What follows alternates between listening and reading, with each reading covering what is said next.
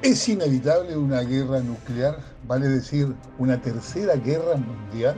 Después de la primera, que fue del 14 al 18, el mundo juró que no habría jamás una segunda guerra. Ojo, y en el 39 tuvimos una segunda guerra mundial y previamente tuvimos una guerra espantosa en España, la guerra española. Tuvimos un ataque a China de parte de Japón, la guerra de Manchuria, e Italia a Abisinia o Etiopía. Y esta guerra mundial duró del 39 al 45. Y ojo para el crucitren, terminó con dos bombas atómicas. De allí, Rusia y Estados Unidos empezaron a tener litigios y se armó una guerra fría. En el interín, en el año 50, guerra de Corea. Corea del Norte atacando el paralelo 38. En el interín, guerra de Vietnam. En el interín, la guerra por el petróleo y etcétera. Y así nos hemos ido recorriendo el mundo con guerras. La peor fue en el año 62, que los rusos armaron en Cuba con Fidel Castro y el Che Guevara misiles frente a la Florida. ¿Por qué? Porque los Estados Unidos habían armado lo suyo en Turquía al amparo de la NATO o de la OTAN. Todo eso hay, por si acaso, está escrito. Y entonces hemos seguido avanzando y avanzando hasta que Rusia colapsó. La Unión de Repúblicas Socialistas Soviéticas colapsó. Todos deben acordarse porque se cayó el muro de Berlín. A partir de allí, un hombre importante que se llama Putin empezó a pensar cómo recuperarse. Y una China que cambió todo hace 40 años en contra de lo que decía el camarada Mao Zedong, decidió meterse a la parte comercial, al modelo comercial de exportación y seguir siendo comunista.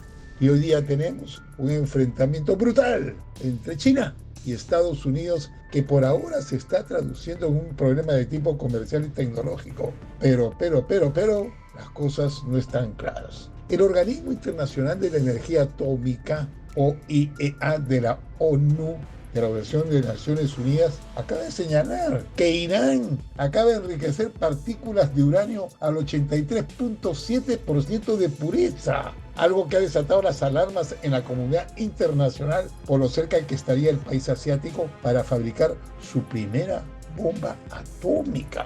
Un profesor de Harvard notable advierte en un blog que se llama ASPI de la probabilidad de una guerra nuclear, porque hay 9 estados con armas nucleares. ¿Y les parece ok? No les ha interesado firmar un tratado de prohibición de ellas promovido por las Naciones Unidas y signado por 86 países. El autor entonces señala que si los Estados Unidos firmaron y desaparecieran esas armas, podrían seguir disuadiendo una mayor agresión rusa en Europa. Por si acaso, en 1960, un británico llamado Snow, así como se traduce como nieve, concluyó que la guerra nuclear dentro de la década era una certeza matemática. Pero muchos creían que la predicción estaría justificada si ocurriera una guerra dentro de un siglo. En la década de 1980, activistas, al advertir la acumulación de armas nucleares, señalaban que Snow estaba en lo correcto. Una probabilidad del 1% de guerra nuclear en los próximos 40 años se convierte en un 99% después de 8.000 años. Son matemáticos, por si acaso. Entonces hubo una menor probabilidad de guerra nuclear en 1963, justo después de la crisis de los misiles de Cuba que acabo de referir, porque había habido una mayor probabilidad en 1962. Durante la crisis, John Kennedy, el asesinado presidente en el 63, estimó que la probabilidad de una guerra nuclear estaba entre el 33% y el 50%, una barbaridad. Y pese a su superioridad, el resultado no fue una victoria estadounidense. Incluyó la retirada de los misiles de Turquía norteamericanos, que en ese momento no se dieron a publicidad por si acaso. Solo se pensó que era una agresión rusa de Nikita Khrushchev, que en ese momento manejaba la Unión de Repúblicas Socialistas Soviéticas. En rigor, hay 3 condiciones: una causa justa y proporcionada, límite a los medios y una consideración prudente de las consecuencias. Debemos entonces entender que la autodefensa es una causa justa pero limitada. En cuanto a los medios, nunca debemos tratar las armas nucleares como normales y debemos minimizar el daño.